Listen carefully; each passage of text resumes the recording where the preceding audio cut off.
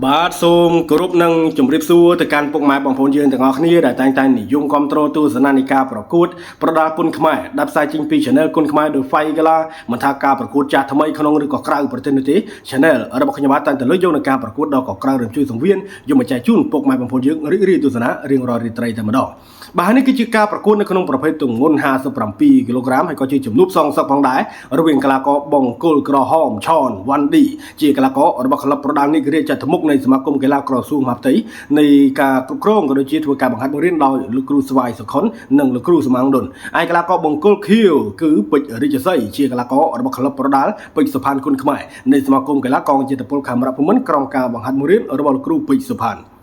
បាទកីឡាករទាំងពីរធ្លាប់ប៉ះគ្នាម្ដងការនោះគឺបាទប្រកួតខុសលក្ខន្តិកៈនៃការប្រកួតវាមិនទាន់នឹងពេញសាច់ល្អមើលទេបាទដោយកីឡាករពេជ្ររាជសីបាទទាត់ចូលកចាប់អូនតូចរបស់កីឡាករឆនវ៉ាន់ឌីហើយក៏ប៉ុន្តែក្រុមការងារសហព័ន្ធបណ្ដាគុណខ្មែរគឺកាត់សេចក្តីឲ្យបាទកីឡាករពេជ្ររាជសីឈ្នះដោយមានការកើតទុកសោកចិត្តពីឆនវ៉ាន់ឌីឥឡូវនេះកីឡាករទាំងពីរបានសម្រេចបំណងហើយបាទគឺប៉ះគ្នាសាជាថ្មីដើម្បីស្រាយនៅមន្ទិលណាពុកម៉ែបងប្អូនបាទ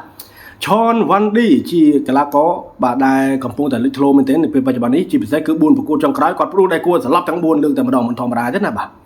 បាទលោកគ្រូញ៉ាកដាក៏ជាអតីតកីឡាករជើងខ្លាំងរបស់កម្ពុជាសៅប៊ុននឿនបានរៀបរាប់អំពីលក្ខណៈនៃការប្រកួតគុណខ្មែរ3ទឹកទៅកាន់កីឡាករពីររួចរាល់មកជើងឆ្វេងស្វាគមន៍ទឹកទី1ដោយបាទកីឡាករពេជ្ររាជសី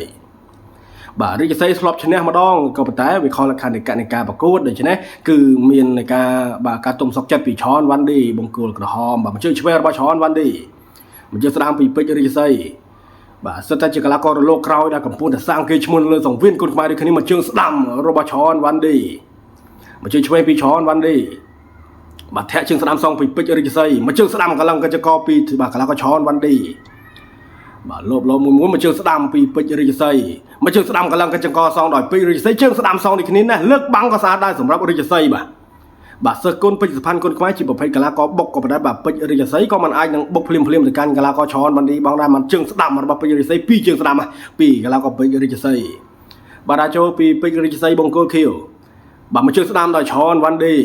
មកជើងស្ដាំសងវិញទាត់ឡូគីកយោយបាទរបស់កីឡាករបង្គោលខៀវបាទកីឡាពេជ្ររាជសីមកជើងស្ដាំពីពេជ្ររាជសីបាទឆនវ៉ាន់ឌីគាត់ធ្លាប់បាទបួសរៀនបាទដូចជាច្រើនឧស្សាហ៍ដែរក៏ប្រហែលមាននិស័យជាមួយនឹងគុណខ្មែរក៏បាទលាចាក់សខាបតមកវឹកហាត់គុណខ្មែរនៅក្លឹបបដានីករាជចាត់មុខបាទវាយបានដូចជាបាទ20ដងជាងហើយគាត់ចាញ់តែ3ទេមួយដៃស្ដាំរបស់ឆនវ៉ាន់ឌីមកជើងឆ្វេងខៅឆ្វេងសងពីពេជ្ររាជសី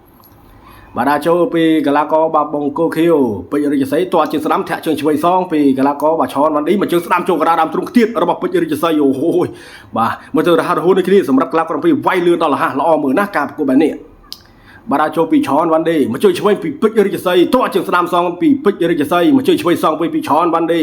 មកជើងស្ដាំខៅឆ្វេងសងពីពេជ្ររាជសីទាត់ជើងឆ្វេងលើកដៃបាំងតាន់ធាក់មកជើងឆ្វេងពីឆនវ៉ាន់ឌីមកជើងស្ដាំបាទតាំងរ៉ាប់ស្អាតណាស់សម្រាប់កីឡាករឆនវ៉ាន់ឌីមកប្រកួតនេះបាទទាត់ជើងឆ្វេងឡូខេកបាទចលោទៅចលោមកជើងស្ដាំសងវិញទាត់ជើងស្ដាំចង់វាកាងថែមមកជួយឆ្វេងទៀតណៃយ៉ាបាទមកជើងស្ដាំពីពេជ្ររាជសីខៅស្ដាំចូលកណ្ដាប់ឲ្យត្រាពីឆនវ៉ាន់ឌីថាមកជួយឆ្វេងពីឆនវ៉ាន់ឌីបាទហាលហូននេះគ្នាកន្លងដល់ពីក្នុងទឹកទី1នេះបន្តនៃការប្រគំមកជើងស្ដាំពីបាទឆនវ៉ាន់ឌីមកជួយឆ្វេងទៀតពីឆនវ៉ាន់ឌីខៅឆ្វេងសងពីពេជ្ររាជសីធាក់មកជើងស្ដាំអូហូយោបាទចងាប់ចងល់ក្រោយការធាក់របស់កីឡាករពេជ្ររាជសីមកជើងស្ដាំពីពេជ្ររាជសីបាទចូលទាត់ជើងស្ដាំកាប់គោលមួយវិញផងបាទហើយក៏ថែមមួយជើងទៀតរបស់បាទកីឡាករឆនវ៉ាន់ឌីបាទដល់ចូលពីរាជសីមិនទាន់តាឆ្ងាយទេសម្រាប់បាទឆនវ៉ាន់ឌីក៏ដល់ចូលដូចគ្នាបាទធាក់ជើងស្ដាំចាប់ជើងបានមកដៃឆ្វេងសងពីពេជ្ររាជសីទាត់ជើងឆ្វេងចូលវិនិច្ឆ័យអមរបស់បាទកីឡាករឆនវ៉ាន់ឌីខាងស្ដាំឋានឆ្វេងពីពេជ្ររាជសីបាទធាក់ជើងស្ដាំពីរាជសីបាទរាជសីដល់ចូលធាក់មកជើងស្ដាំទៀតបាទយោយអីយ៉ាធ្លាប់ឈ្នះម្ដងមែនក៏ប៉ុន្តែមិនអាចមើលស្រានអ្នកចាញ់បានទេមើលទៅការប្រកួតនេះគេមកចត់ណាស់បាទចប់ទឹកហើយបាទនេះគឺជារូបភាពយន្តនៃការប្រកួតរបស់កីឡាករទាំងពីរឃើញថាមានទៅមានមកស្វិតស្វាញមែនទែនបងប្អូនណាបាទចាំមើលថាកីឡាករឆនវ៉ាន់ឌីអាចសងសឹកទៅកាន់ពេជ្ររាជសីបានឬក៏បាទពេជ្ររាជសីនៅរក្សាកំណត់ត្រាឈ្នះដដែលទៅកាន់កីឡាករបាទបង្គោលក្រហមឆនវ៉ាន់ឌីមានតែរងចាំទស្សនានៃការប្រកួតដែលនឹងធ្វើឡើងបន្តិចនេះបាទយ៉ាងណាមិញក៏សូមមេត្តាខន្តីនិងអភ័យទោសសម្រាប់ការថាតិបាយបើសិនជាមានពាក្យពេចន៍លើសខ្វះខាតត្រង់ណាមិនសមរម្យប៉ះពាល់អារម្មណ៍របស់ពុកម៉ែបងប្អូនក៏ជួយនឹងខមមិនបំពេញបន្ថែមរកចំណុចខ្វះខាតផងបាទទឹកទី2ស្វាគមន៍ដល់រន្ទះជើងស្ដាំរបស់កីឡាករពេជ្ររាជសីបាទដល់ចូលពីរាជសីបាទកីឡាកររបស់ក្លឹបប្រដាល់ពេជ្រសុផាន់គុណខ្មែរកូនសិស្សរបស់លោកគ្រូពេជ្រសុផាន់បាទបង្គោលខៀវរបស់ក្លឹបប្រដាល់នីករាជចាត់មុខកូនសិស្សរបស់លោកគ្រូស្វាយសុខុន bà đa châu pi pan cả chỉ sấyจะลำ pan cả ริจไสบ่คือពេជ្ររិចไสบ่ឈ្មោះគាត់រិចไសដូចគ្នាខ្ញុំច្រឡំតាកាន់តែពីតុបបងប្អូនបាទថែមជើងស្ដាំពីពេជ្ររិចไសតក់ជើងឆ្វេងពីរជើងឆ្វេងអាយរបស់ឆនវ៉ាន់ឌីចាប់ផ្ដើមធ្ងន់ទៅអីសម្រាប់អាវុធនៃការបាញ់ចេញរបស់កីឡាករទាំងពីរបាទញាក់ទៅធាក់មកជើងឆ្វេងរបស់ឆនវ៉ាន់ឌីបាទដាចូលតក់ជើងស្ដាំពីកីឡាករពេជ្ររិចไសយ៉ាស់ចលោចោលកន្លែងនេះវិលមកជុំបាទបន្តនៃការប្រកួតបាទលោបមួយទៅតាមបទភ្លេងដែលប្រគំឡើងដោយក្រុមតន្ត្រីកគុណខ្មែររបស់យើងបាទការប្រកួតនេះផងដែរគឺធ្វើឡើងនៅឯខេត្តតាកែវបាទក្រុមការឧបត្ថម្ភធំដោយ Gainsbourg B នៅក្នុងកម្មវិធី Gainsbourg Tour Concert មកជើងស្ដាំរបស់ពេជ្ររិចសីបាទអាចចូលពីឆនវ៉ាន់ឌីបាទរិចសីមិនដៃឆ្វេងរិចសីក៏មិនអាចនឹង control ចូលបុកទៅកាន់កីឡាករឆនវ៉ាន់ឌីបានដែរឆនវ៉ាន់ឌីគេប្រយ័ត្នប្រយែងណាស់មកជើងស្ដាំរបស់ពេជ្ររិចសីបាទញាក់ទៅញាក់មកធាក់មកជើងស្ដាំតក់ជើងស្ដាំសងពីកីឡាករឆនវ៉ាន់ឌីមកជើងស្ដាំពីពេជ្ររិចសីធាក់មកជើងស្ដាំតក់ជើងស្ដាំកន្លងកញ្ចឹងក៏ហើយក៏ឈុំមកជើងឆ្វេងអូ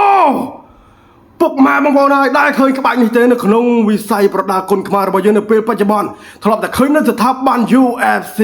នៅក្នុងកម្មវិធី MMA ហើយក៏ប៉ុន្តែឆនវ៉ាន់ឌីធ្វើបានល្អមែនទែនគេហៅថាកោះភ្នំលុបសមុទ្រពុកម៉ែបងប្អូនបាទនៅក្នុង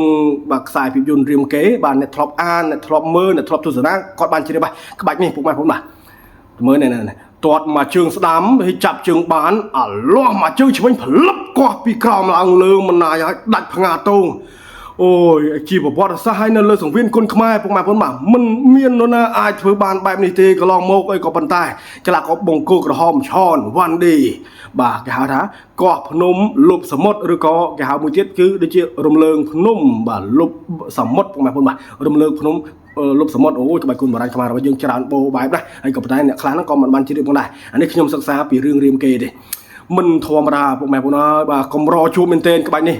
ដូច្នេះគឺកីឡាករឆនវ៉ាន់ឌីគាត់សងសឹកបានជោគជ័យហើយទាំងដើមទាំងការតែម្ដងដោយផ្ដួលកីឡាករបាទពេជ្ររិចសីបង្គោលខៀវឲ្យបោះបង់នៃការប្រកួតដោយក្បាច់គុណបរាណខ្មែរគេហៅថាបាទកោះភ្នំលុបសមុទ្រឬក៏រំលើងភ្នំបាទលុបសមុទ្រពុកម៉ែបងប្អូនអើយបាទញាក់សាច់បដ ாய் បាទដូច្នេះការប្រកួតចុងក្រោយរបស់ឆនវ៉ាន់ឌីគឺ5ប្រកួតផ្ដួលឲ្យគូសម្រាប់ទាំងអស់មិនធម្មតាទេសម្រាប់កីឡាករបង្គោលក្រហមរបស់ក្លឹបប្រដាល់នេះរាជចក្រមុខ